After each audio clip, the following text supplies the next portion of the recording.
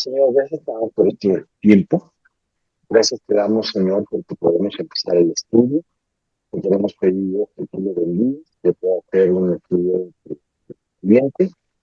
Que queremos pedir todo esto, que queremos suplicarte por los que no han podido conectarse, que pronto lo hagan.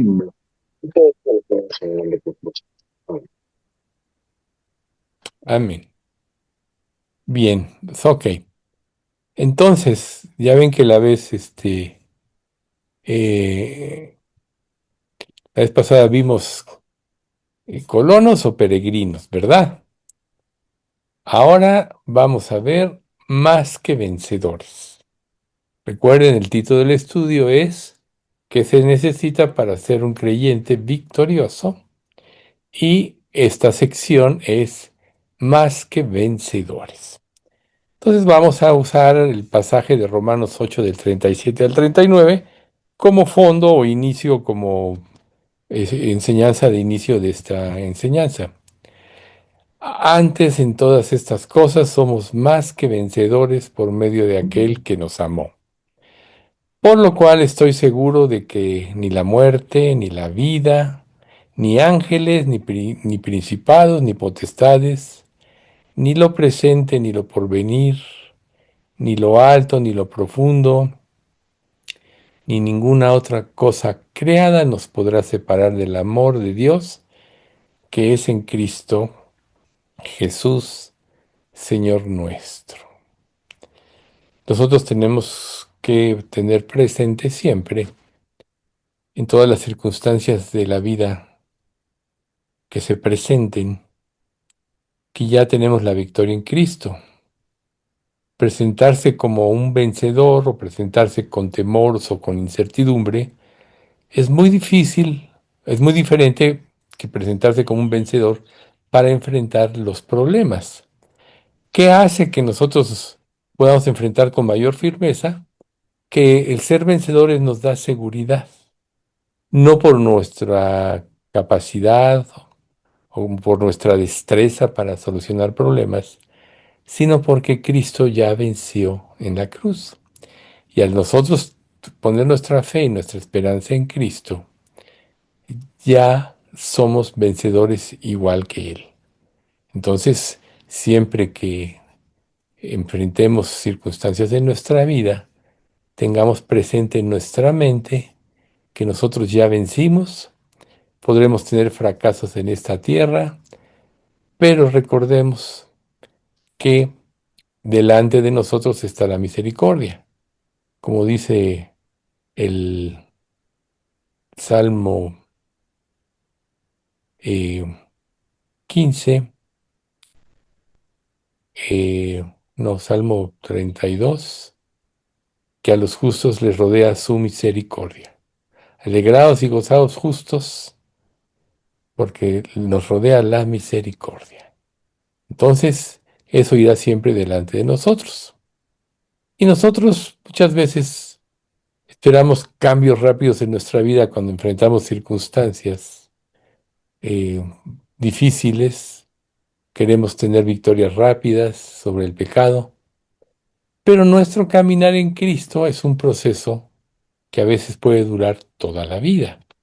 Recuerden ustedes que estar preparados es mantener la palabra de Dios morando en nuestro corazón y usarla en las diferentes circunstancias.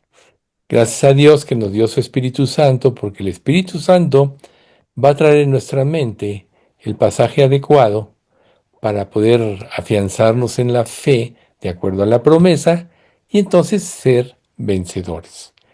No importa cuánto tiempo dure la prueba. La duración de la prueba es el tiempo en que se cumple el trabajo de Dios en nosotros. Por ejemplo, Dios determinó una vez que Israel fracasó cuando recién salieron de Egipto e iban a entrar en la tierra prometida y dudaron, recuérdense los dos espías, solo Caleb y Josué dieron, confiaron en Dios, pero Dios destinó a Israel a vagar 40 años en el desierto, que significa una obra completa.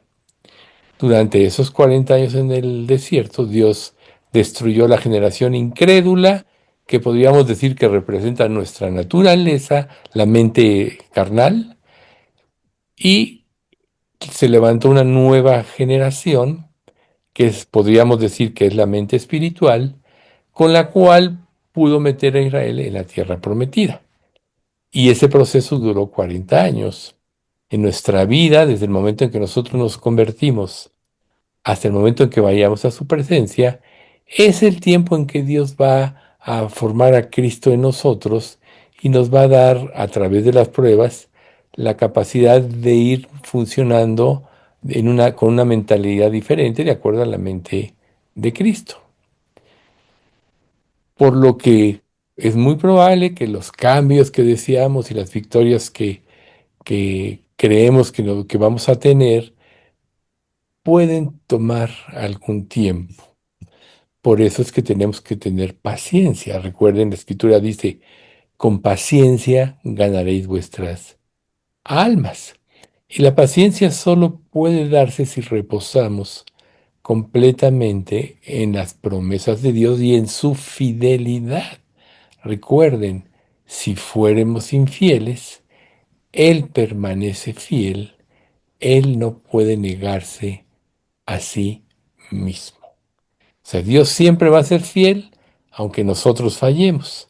Pero para nosotros las pruebas implican que van a cambiar nuestra mente, nuestra perspectiva de la vida. Podría decirse que en una prueba nuestro entendimiento, nuestra visión de las cosas está errada y generalmente fundamentada en el pecado, en la autosatisfacción, el egoísmo. Pero cuando nosotros tenemos, Dios logra ya, cuando Dios cumple su propósito y ya la mente de Cristo en esa área funciona en nosotros, entonces ya cambia la perspectiva de la autocomplacencia al servicio a Cristo, al servicio a los demás. Por lo que es fácil volvernos impacientes con Dios y perder la esperanza. Pero porque las cosas parecen ir demasiado lentas. Pero recuerden el mismo Romanos 5, y la esperanza no avergüenza, porque el amor de Dios ha sido derramado en nuestros corazones por el Espíritu Santo que nos fue dado. Y es el Espíritu Santo en nosotros el que va a hacer vivas las promesas, el que nos va a dar el entendimiento correcto, ya que Él inspiró la Escritura. Entonces, cuando estemos en medio de una situación, a veces es difícil ver los avances, pero una vez que salimos de ella, Dios nunca nos daremos cuenta del trabajo que Dios hizo en nosotros, porque Él nunca dejó de actuar en nosotros.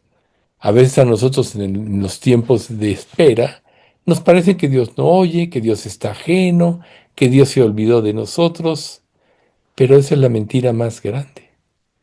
Recuerden que Dios nos seleccionó desde antes de la fundación del mundo. Toda nuestra vida era futura para Él. Él ya sabe todo lo que vamos a experimentar. Él ya sabe los tiempos que tenemos que vivir, la forma como Él va a actuar. Nunca pierde el control, nunca pasa nada por casualidad, por lo que la confianza es básica porque es lo que nos va a dar la paciencia y la esperanza que un día todo va a terminar. El día que Dios nos llame a su presencia o que venga el rapto de la iglesia, si es que nos toca, ese día estaremos para siempre con el Señor y Dios enjugará toda lágrima de nuestros ojos, etcétera. Por eso es que el vencedor tiene que mantenerse firme hasta el fin. Vamos a ver Mateo 13:13, que dice de la siguiente manera: y seréis aborrecidos de todos por causa de mi nombre, mas el que persevere hasta el fin, será salvo. Y no quiere decir que nosotros tenemos que perseverar hasta el fin para obtener la salvación, sino que porque tenemos la salvación, perseveraremos hasta el fin. ¿Ven ustedes la diferencia del concepto? A veces, no sé si alguno de ustedes ha estado confundido alguna vez en este aspecto, diciendo, bueno, si ya Dios me dio la salvación, ¿cómo me dice que el que persevera a servir será salvo? Bueno, yo creo que con este concepto se aclara. Pero vamos a ver Hebreos 13:21 que seguido mencionamos, mas el Dios de paz que resucitó de los muertos al Señor Jesucristo, el gran pastor de las ovejas por la sangre del pacto eterno, os haga aptos en toda obra buena para que hagáis su voluntad. Y esta última frase es la importante. Haciendo Él en vosotros lo que es agradable delante de Él por Jesucristo, al cual sea la gloria por los siglos de los siglos. Amén.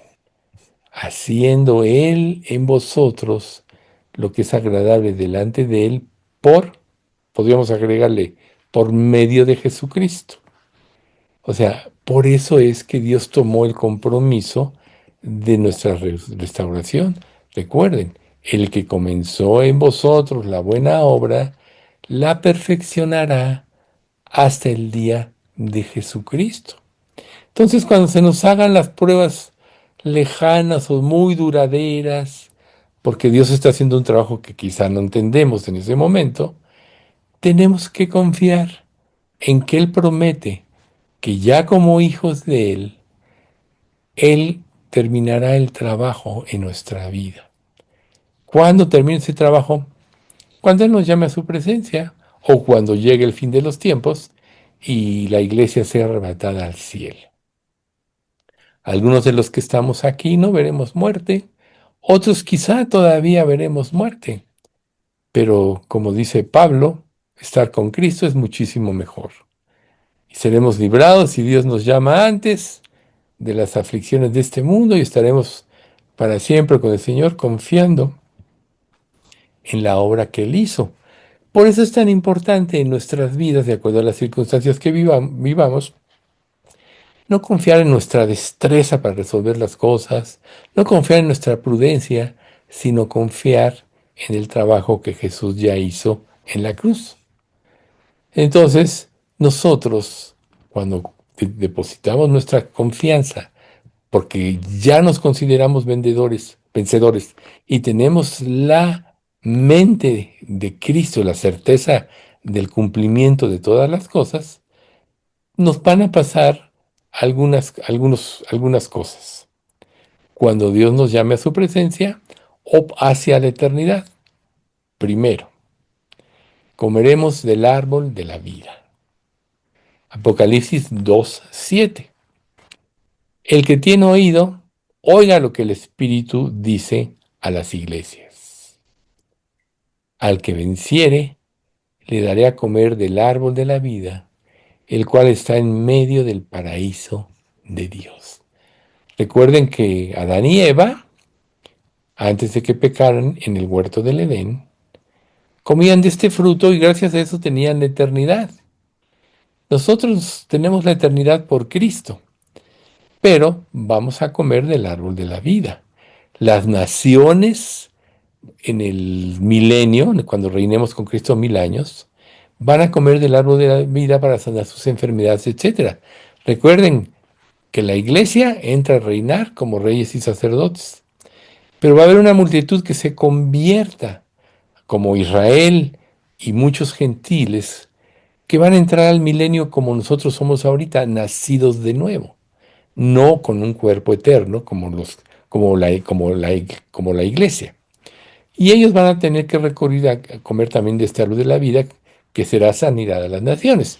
Lo aclaro porque puede haber confusión. Bueno, si ya Dios me ha dado vida eterna, si Dios me dio un nombre, que es sobre todo un nombre, etcétera, y soy inmortal porque vencí, ¿por qué tengo que comer del árbol de la vida? No, ya eres inmortal, pero las naciones lo serán, pero nosotros pues vamos a poder también disfrutar de estas maravillas.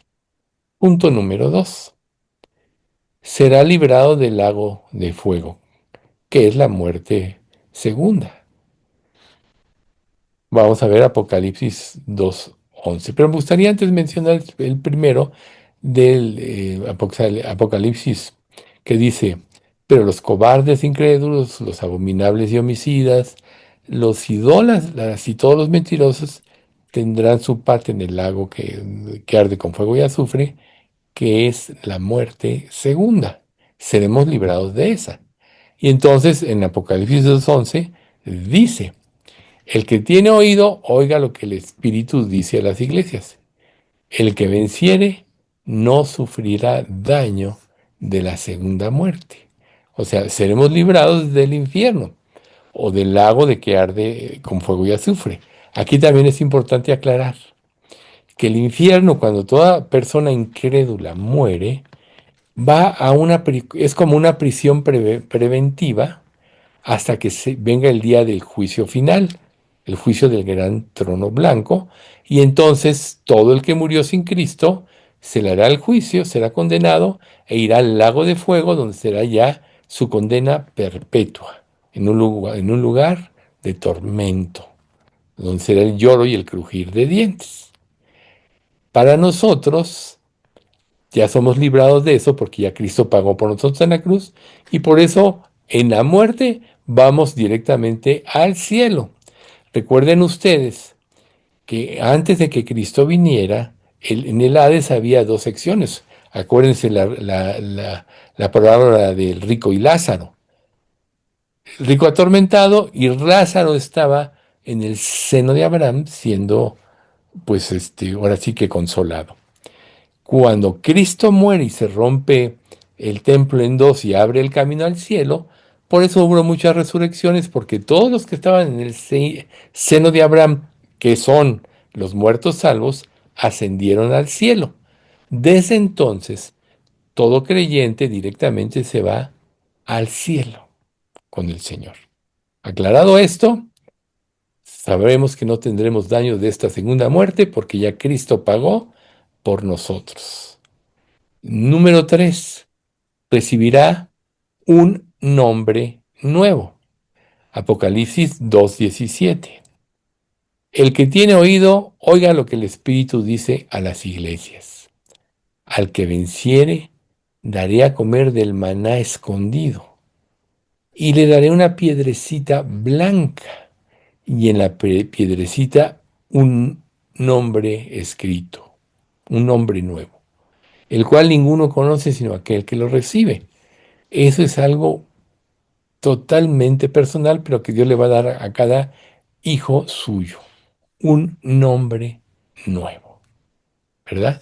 Entonces, eso es algo muy hermoso. ¿Por qué? Porque eso ya significa una transformación completa. ¿Ustedes creen que en la resurrección vamos a seguir teniendo estas luchas entre la carne y el espíritu, como estamos viendo los domingos? No, ya las cosas viejas van a haber pasado y ya solo seremos como Cristo teniendo la mente de Cristo. Ya no tenemos estas luchas porque ya las cosas viejas pasaron. Esa naturaleza o ese sistema de pensamiento con el que luchamos hoy en vida, mientras estemos en este mundo, cada día va a dejar de ser porque ya solo tendremos la mente de Cristo. Entonces este nombre nuevo tiene un significado muy profundo, sin relación con el pecado, sin luchas ni nada porque ya vencimos. Número 4, tendrá autoridad sobre las naciones. Apocalipsis 2:26. Al que venciere y guardare mis obras hasta el fin, yo le daré autoridad sobre todas las naciones. Sí, recuerden ustedes que la palabra de Dios dice que nosotros reinaremos por Cristo por 1000 años como reyes y sacerdotes. Y cada uno de nosotros va a tener una autoridad de acuerdo a lo que hicimos en esta vida por amor a Cristo. ¿Va a haber diferencia de autoridades? Sí, de acuerdo al grado de consagración, de acuerdo a lo que hicimos por amor a Cristo, si como creyente te distrajiste en las cosas de esta vida o no quisiste servir, porque puede ser que una persona no quiera servir aún ya siendo salva, entonces meramente tendrá una autoridad mínima, como sacerdote probablemente, pero quienes dieron su vida, quienes se consagraron, etcétera, tendrán autoridad, perdón, tendrán autoridad, una mayor autoridad. Serán reyes en aquel tiempo, ¿no? Recuerden, reyes y sacerdotes. Entonces, vale la pena hacer tesoro en el cielo. Como dice el sermón del monte, no os hagáis tesoros en la tierra, donde la polilla y el orino o el óxido corrompen, y donde ladrones minan y hurtan, sino haceos tesoros en el cielo, donde ni la polilla ni el orín corrompen, y donde ladrones no minan ni hurtan, porque donde esté vuestro tesoro, ahí estará también vuestro corazón.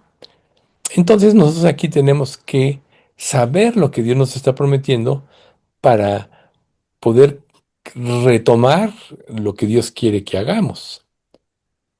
Si nosotros limpiamos nuestro corazón, nos llenamos de la palabra de Dios, fijamos como el objetivo de nuestra vida el servicio a Dios, entonces tendremos un mayor rango de autoridad en el reino milenario.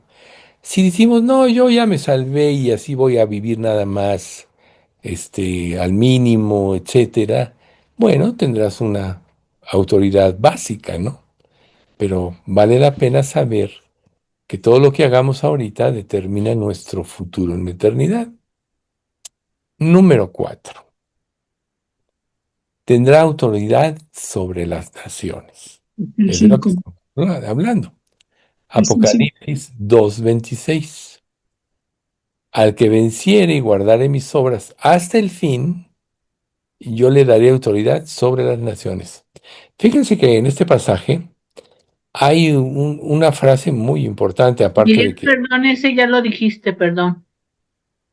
el 4.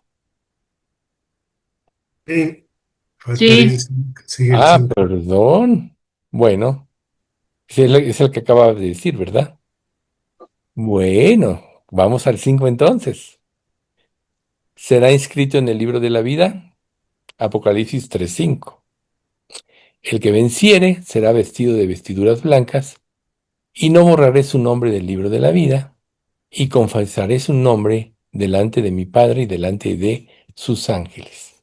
Hace poco una persona me preguntaba si nosotros nacíamos con nuestro nombre escrito en el libro de la vida o no, etcétera. Seguramente por causa del pecado nuestro nombre es borrado. Pero recuerden ustedes que nosotros ya nacemos con una naturaleza rebelde, que es la adánica, que se transmite precisamente por el hombre.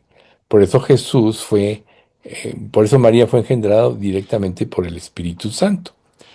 Pero lo cierto es que cuando nosotros nos convertimos, Dios ya nos inscribe en este libro y ya nadie lo puede quitar porque ya la justicia de Dios fue completa en la cruz. Entonces, cuando creímos, ya Dios nos ve perfectos a través de Cristo. Y nada puede borrar nuestro nombre del libro de la vida, que es lo que representa la eternidad. Punto número 6. Será una columna en el templo de mi Dios. Apocalipsis 3:12. Al que venciere, yo le haré columna en el templo de mi Dios, y nunca más saldrá de ahí. Y escribiré sobre él el nombre de mi Dios.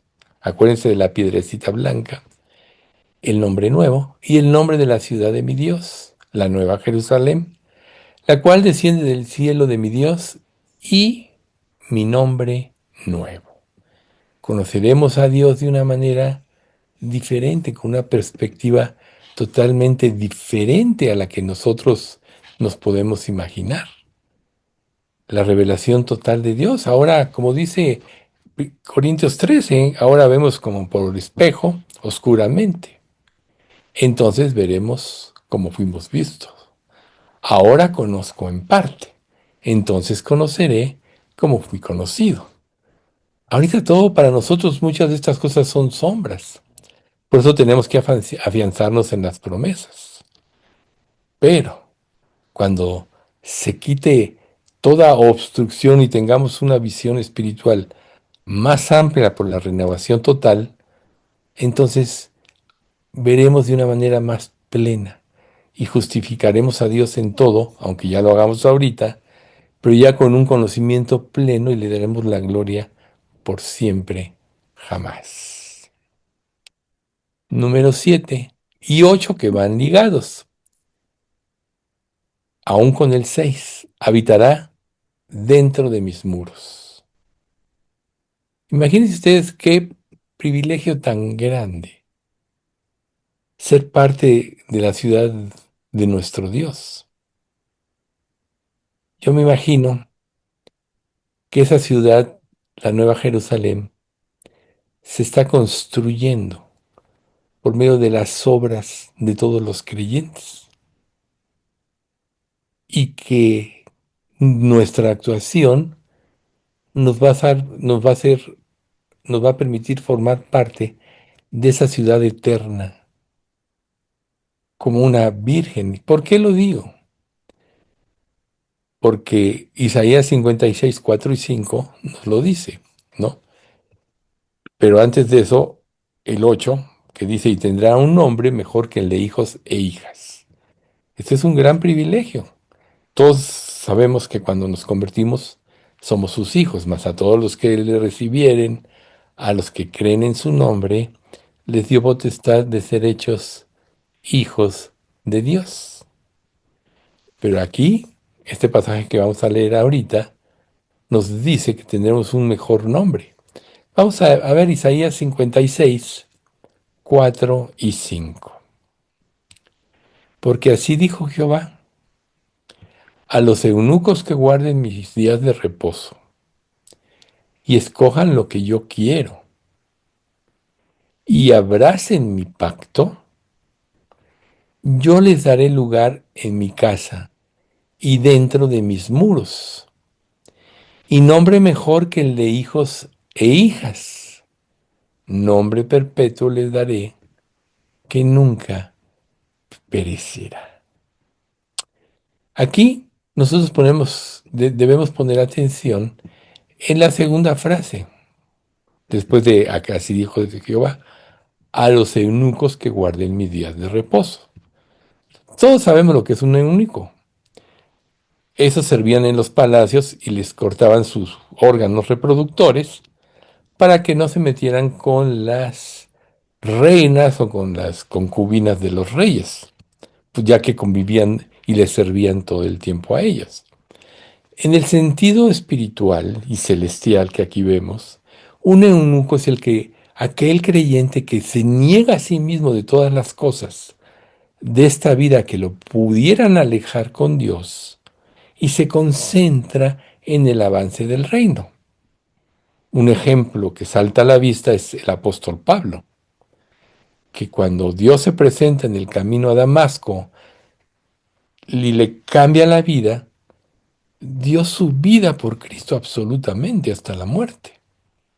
Como él mismo dijo, he trabajado yo más que todos los apóstoles, pero no yo, sino la gracia de Dios conmigo. Pero se hizo un eunuco. Entonces, se refiere a eso.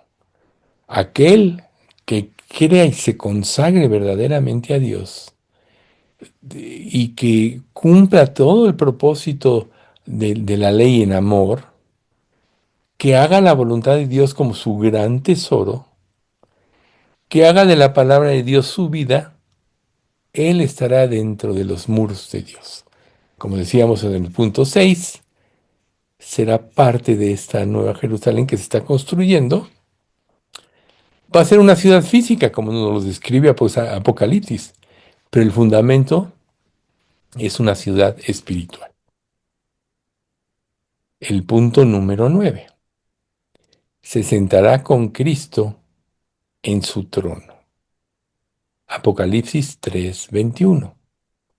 Al que venciere, le daré que se siente conmigo en mi trono, así como yo he vencido, y me he sentado con mi Padre en su trono.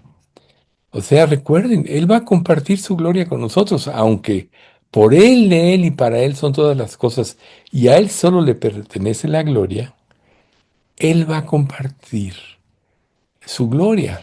En Juan 17, recuerde que Él dice, la gloria que me diste, yo quiero que se las des a ellos también, que sean uno como tú y yo somos uno en unidad, ¿ven ustedes? O sea, Dios va a compartir esa gloria. Aunque nosotros sabemos que cuando venga el juicio de las obras, todos echaremos a los pies de Cristo nuestras coronas, recompensas, galardones, porque Él lo hizo todo y Él lo merece todo. Pero eso no quiere decir que Él no pueda compartir su gloria. Jesús está sentado, como lo vio Esteban. He aquí veo al Señor Jesús sentado a la diestra de Dios, en gloria. Nosotros estaremos de la misma manera. Este contexto de lo que estamos estudiando nos lo dice. Estaremos en su casa, dentro de sus muros. Tendremos un nombre nuevo, un nombre mejor que el de hijos e hijas. Por eso es que vale la pena tomar conciencia de todas estas cosas y vivir para Cristo. Cuando nos confundimos por el pecado o por la sensualidad de este mundo, estamos prácticamente perdiendo recompensas y galardones en la eternidad. Por eso Jesús decía que el que quiere venir en pos de Él, tome su cruz cada día y le siga. ¿Por qué? Tomar la cruz es negar todas aquellas cosas en nuestra vida que nos pueden llevar a rebelarnos contra Dios y que tienen relación con el pecado. A veces nos permitimos cosas que pensamos que no son tan graves, pero toda circunstancia que no venga de Dios de alguna manera, de una manera u otra nos va a arrastrar hacia el pecado, hacia rebelarnos contra Dios. ¿Por qué? Porque el mundo entero está bajo el maligno. Y todo lo que este mundo, toda la organización de este mundo nos lleva a rebelarnos contra Dios, nos lleva a pecar. Entonces, tomar nuestra cruz cada día implica vivir por las cosas de Dios. Como Pablo le dijo a Timoteo, antes, hijo mío, esfuérzate en la gracia que es en Cristo Jesús. Este es uno de los pocos pasajes en la Biblia donde, donde se nos pide esforzarse en algo, ya que Dios todo lo produce. Esfuérzate en la gracia. Vive para Cristo. Vete a través de estos 9 puntos todo lo que Dios nos quiere dar. Por tanto, no nos hagamos un fraude. Por eso Pedro aún dice, porque todos los elementos al fuego serán quemados, y la tierra y las obras que hay serán deshechas. Y si esto ha de ser así, ¿cómo no deberemos aprender a vivir en forma piadosa y santa delante del Señor? Todo en este mundo va a perecer.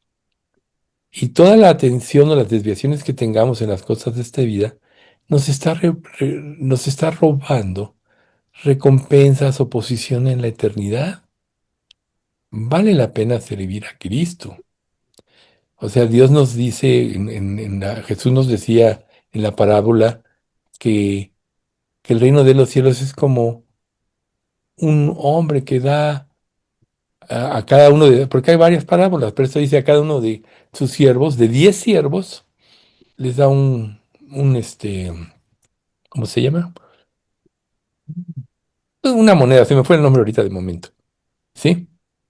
Un talento, les da un talento. Unos produjeron 10 talentos, unos 5 y otros ninguno. ¿Y qué pasa el que no produjo nada? Echen en las tinieblas de afuera. ¿Por qué? Porque vivió para sí mismo, quiere decir que no apreció la gracia de Dios, que no la recibió y que no fue salvo nunca.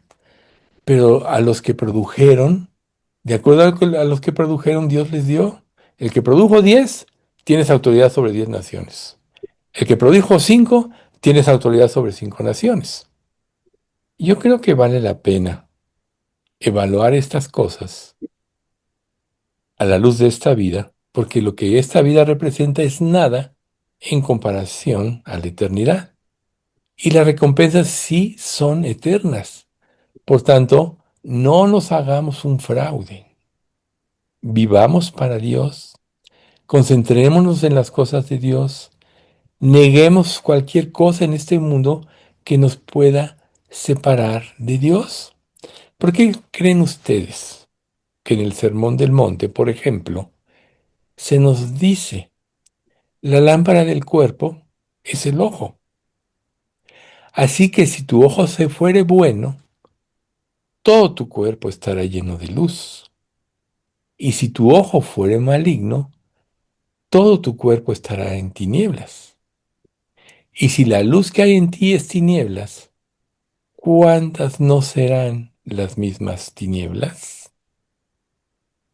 Ahora, pongámonos a pensar tantito. ¿Cuál es el ojo bueno? El que tiene la mirada puesta en la Biblia, en sus enseñanzas y en las promesas de Dios. ¿Cuál es el ojo malo? El que tiene su mirada puesta en las cosas de este mundo. ¿Ven ustedes? Por eso es tan importante a través de estos estudios aclarar muy bien sobre qué estamos caminando.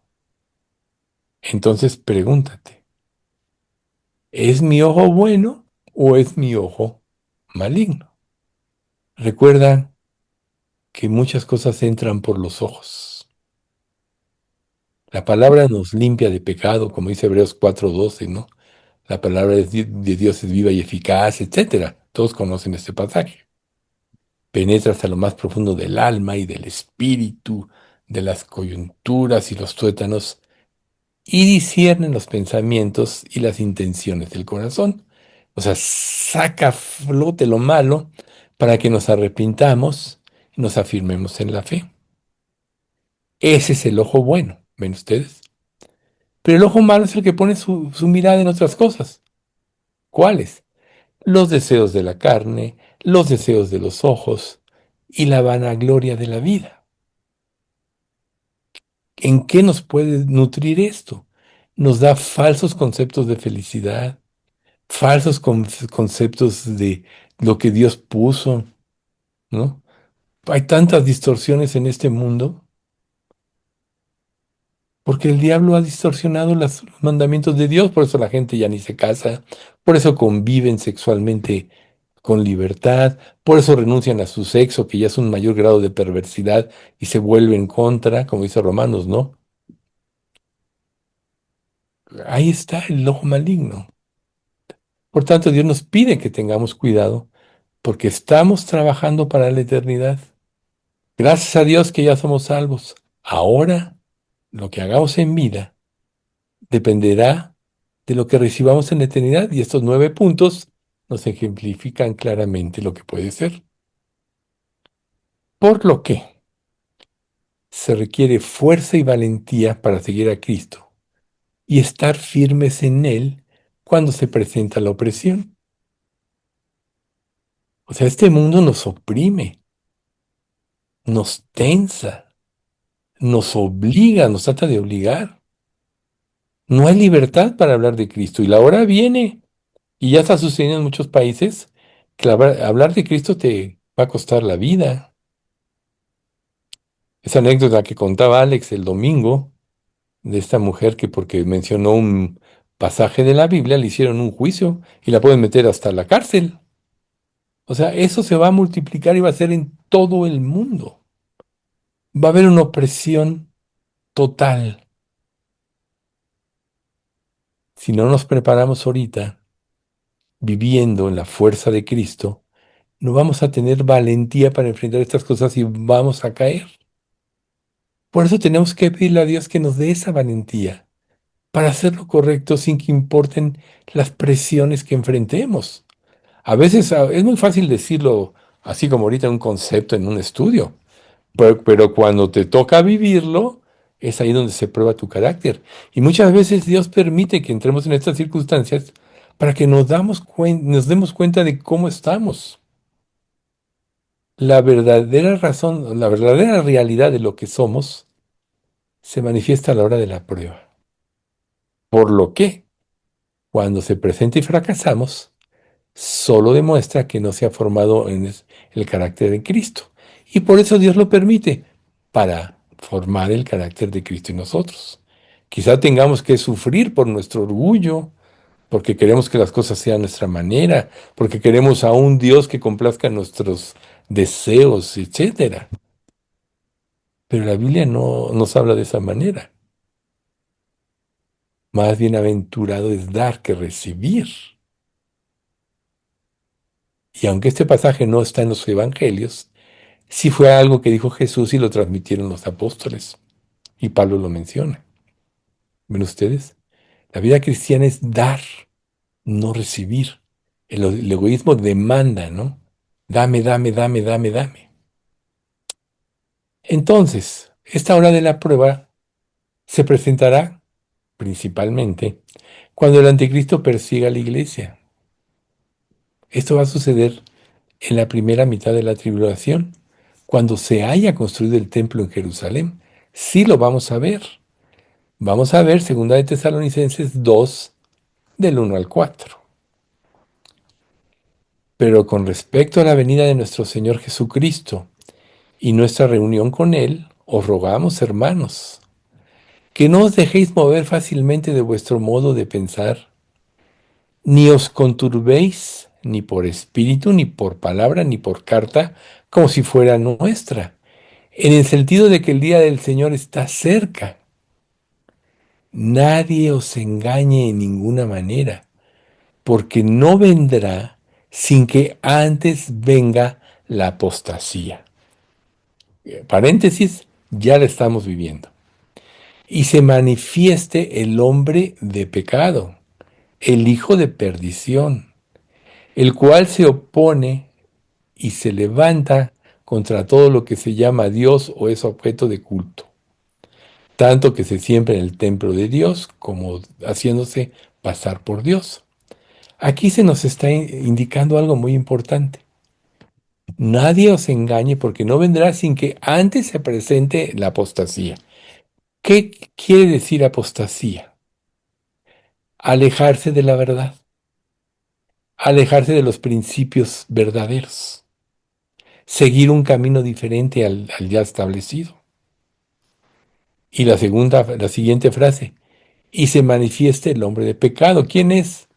El hijo de perdición, el anticristo, el cual se opone a todo lo que, el cual se levanta contra todo lo que se llama Dios o es objeto de culto.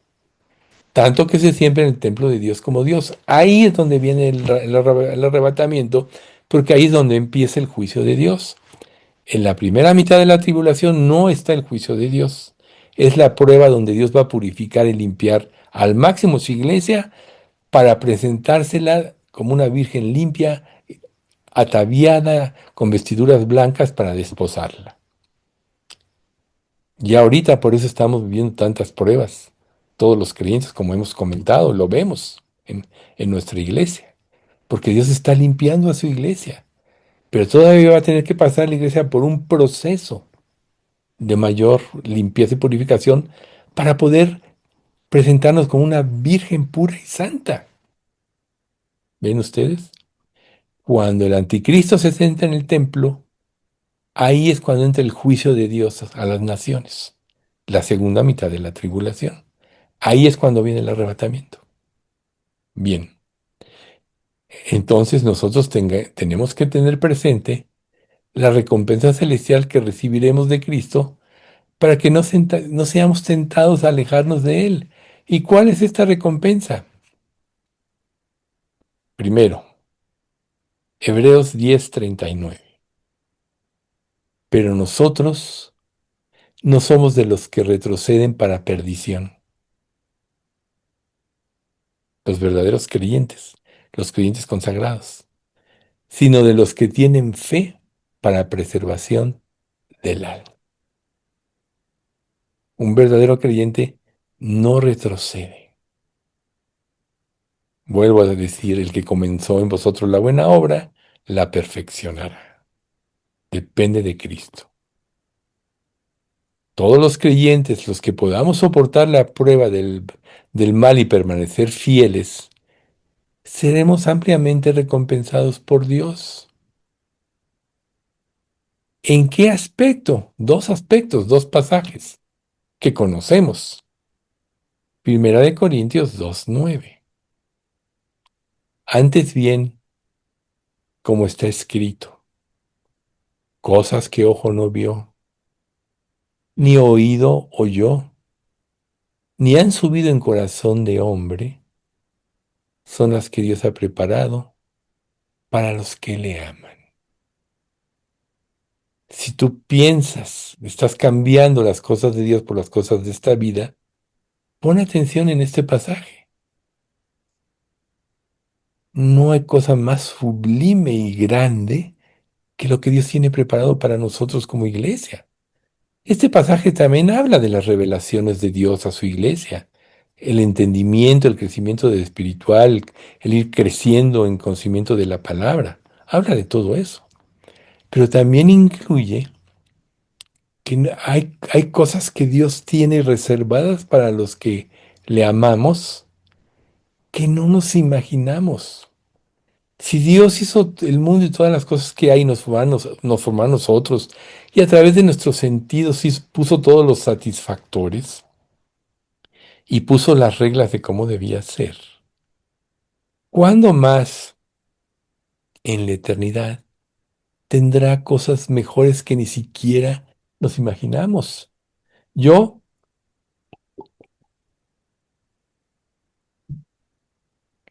seguido me pongo a pensar, cuando la Biblia menciona y cumplimos, entra en el gozo de tu Señor, entra en el gozo de tu Señor. Yo creo que no hay sensación más fuerte que esa relación íntima con Dios. Ese gozo no tiene comparación con ningún gozo de este mundo, de esta vida, de esta relación con Dios. No tiene ninguna relación. Yo lo experimenté el día que me convertí. Generalmente no hablo de esto, pero el día que me convertí, experimenté un gozo tan grande que hasta me lastimaba. Fue por un segundo o dos, donde prácticamente Dios me confirmó que ya era salvo. Yo sí sé lo que significa eso, aunque haya sido un segundo quizá. Como yo me convertí leyendo la Biblia, quizá Dios me quiso confirmar de esta manera. No quiere decir que todo el que se convierte va a sentir algo. Dios con cada uno trata diferente, lo hace diferente. Pero eso, yo sí lo he experimentado y sé que no hay nada más grande que eso. Vale la pena, por tanto, vivir para Cristo. Vale la pena negarte a ti mismo. Niéguese a sí mismo, tome su cruz cada día y sígame, ¿no? El que quiera venir en pos de mí, niéguese a sí mismo, tome su cruz cada día y sígame. Otro pasaje, porque el que quiera salvar su vida la perderá, pero el que pierda su vida por causa de mí y del Evangelio, éste la hallará. Hay que morir para vivir, hay que perder para ganar. Así es en el cristianismo. Hay que entregarlo todo para recibir, porque si tú no lo entregas todo, aunque tuvieras lo que deseas, si no es con la aprobación de Dios, no lo puedes disfrutar. Por eso Dios siempre nos pide primero entregar, ¿sí? Primero poner en las manos de Dios. A veces Dios nos dirá, no, todavía no. Como dice Filipenses 4, 6, 7, que no sabemos de memoria la mayoría. Por nada estéis afanosos, sino sean conocidas vuestras peticiones delante de Dios en toda oración y ruego, con acción de gracias. O sea, primero, yo me presento delante de Dios y digo, Dios, te pido esto, ¿me conviene o no? Y Él te va a decir, sí, no, todavía no. Si te dice no es porque te ibas a alejar de Dios. Si te dice todavía no, es que te va a preparar para disfrutar de la bendición. Y cuando te diga sí o si te dice sí, lo puedes disfrutar plenamente sin mala conciencia, ¿ven ustedes? Por eso tenemos que perder primero, que poner en las manos de Dios, sabiendo que la voluntad de Dios es buena, agradable y perfecta. Por lo que el día en que Dios juzgue todas las cosas, Dios nos ilustra con este pasaje que también seguido repetimos, pero vale la pena recordarlo, que es 1 Corintios 3, del 13 al 15. La obra de cada uno se hará manifiesta, pues el día la declarará, pues por el fuego será revelada, y la obra de cada uno, cual sea, el fuego la probará. Si permaneciere la obra de alguno que sobreedificó, recibirá recompensa. Si la obra de alguno se quemare, él sufrirá pérdida. Si bien él mismo será salvo, aunque así como por fuego.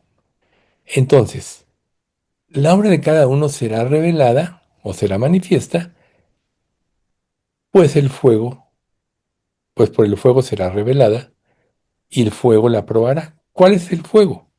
La fe. Todo lo que tú hiciste en la vida por intereses propios se va a quemar. Todo lo que tú hiciste en la vida por amor a Jesucristo, por amor a a los demás y por el avance del reino, eso tendrá recompensa. Entonces el fuego va a evidenciar qué obras de nuestra vida fueron por fe verdadera o por intereses egoístas. Lo único que va a prevalecer en nuestra vida y va a trascender a la eternidad es lo que vivimos por fe. Eso es lo que va a permanecer. Si permaneciera la obra de alguno que sobreedificó, ahora pongan atención en esto. ¿Sobre qué sobreedificas? El fundamento es el Evangelio. El fundamento es la vida de Cristo, que es la palabra. Si tú sobreedificas sobre cualquier otro fundamento, estás como la Torre de Babel, estás en falsedad y va a ser destruida como Dios destruyó la Torre de Babel. Pero si tú edificas sobre el fundamento verdadero, que es Cristo, entonces recibirás recompensa. Por eso es tan importante tener empeño en vivir de acuerdo a lo que Dios dice. Y aún en cosas que no comprendamos, aún en nuestras debilidades, es importante pedirle a Dios que nos dé la victoria. ¿Cómo iniciamos este estudio? Antes en todas estas cosas somos más que vencedores por medio de aquel que nos amó. O sea, Dios ya nos promete que por medio de su amor vamos a tener la victoria. ¿Por qué conformarnos con una victoria a medias o con una victoria raquítica que solo nos robe para la eternidad recompensas eternas? Por eso dice, Él sufrirá pérdidas si la obra se quema. ¿Pérdida de qué? De recompensas eternas. Aunque ser salvo ya es lo máximo, aunque habrá personas que sí son salvas y se vayan con eso, bueno, yo creo que ese cambio va a ser maravilloso, pasar de este cuerpo a un cuerpo eterno, ¿verdad? Pero ¿por qué no creerle a Dios que quiere darnos recompensas eternas? Entonces, para concluir este estudio, esta parte del estudio, ¿quieres ser vencedor? O, como dice Primera de Juan, el capítulo 2 al último. Y ahora, hijitos, permaneced en Él, para que cuando se manifieste tengamos confianza, para que en su venida no nos alejemos de Él avergonzados. Si Dios lo puso en esta primera carta de Juan, capítulo 2, ¿sí? Quiere decir que sí, va a haber un juicio de obras. Quizá cuando Dios nos muestre lo que pudo y pudimos haber hecho si hubiéramos vivido por fe y no lo hicimos, salgamos avergonzados. Sí vamos a ser salvos, aunque así como por juego, te lo dice la Biblia. Pero la primera parte, permanece en Él para que tengamos confianza. La felicidad y la seguridad de las cosas de esta vida están basadas en la confianza de lo que Jesús ya hizo en la cruz, en la confianza de que Él es el que produce en nosotros el querer como el hacer por su buena voluntad, la confianza en que todo lo puedo en Cristo que me fortalece, porque nos va a fortalecer en nuestras debilidades, en nuestras áreas de inconstancia. No va a haber pretexto. Por eso el que no cumplió estas cosas va a salir avergonzado. Estamos a tiempo. Dios nos lo está diciendo. Dios nos está advirtiendo. ¿Qué vas a hacer con esto? ¿Lo vas a guardar como un concepto nada más? ¿Un concepto más? ¡Ay, qué bonito estudio! ¡Qué interesante! ¿Y vas a seguir tu vida? ¿O vas a recapacitar, vas a reconsiderar y vas a corregir? ¿Cuánto tiempo queda? Dios nos llama a redimir el tiempo porque los días son malos. ¿Cuánto tiempo queda? Nosotros vemos que la vida se pasa rápido. Ya no podemos hacer nada de lo que ya no hicimos antes, ya pasó. Pero quizá esta exhortación nos sirva para que reconsideremos y en lo que nos resta de vida nos aboquemos a vivir para Cristo. Y cuando Él nos llame a su presencia, ya todo terminó, ya quedó definida la eternidad. Ya lo que hiciste traerá una recompensa o pérdida de recompensa, pero ya quedó hecho. Las cosas viejas pasaron, pero Dios te dice, "He aquí todas las cosas son hechas nuevas". ¿Por qué no aplicar ese versículo a lo que nos falta de la vida en este mundo? Porque es tan importante desarrollar carácter por las pruebas que vendrán, que si no lo desarrollas, vas a ser vulnerado. Va a ser tan fuerte la presión, tan sutil el engaño que recuerden. Y cuando Él venga, engañará, si fuere posible, aún a los escogidos. Si no estás firme en la verdad, puedes ser engañado. Por eso nuestra iglesia es una iglesia chiquita, porque vivimos en la verdad. Han desfilado muchas personas desde que nos separamos, que ya estamos en el año 18º o 17º, desde que nos separamos, han desfilado muchas personas. Pero los que permanecemos es porque queremos vivir en la verdad. Y sí oramos porque Dios traiga este tipo de personas a nuestra iglesia. Pero no todos están dispuestos a dar su vida. No todos están dispuestos a ser confrontados por el pecado. Pero lo importante para nosotros no es cantidad, sino calidad. Por eso Dios quiere que seamos creyentes consagrados. Que Dios nos ayude. Vamos a dar gracias. Padre Santo, te queremos dar muchas gracias por este estudio, gracias por todas estas enseñanzas que nos das. Permite que penetren hasta lo más profundo de nuestro corazón y lo transformen y nos hagan creer cada promesa, cada enseñanza y vivir de acuerdo a ellas.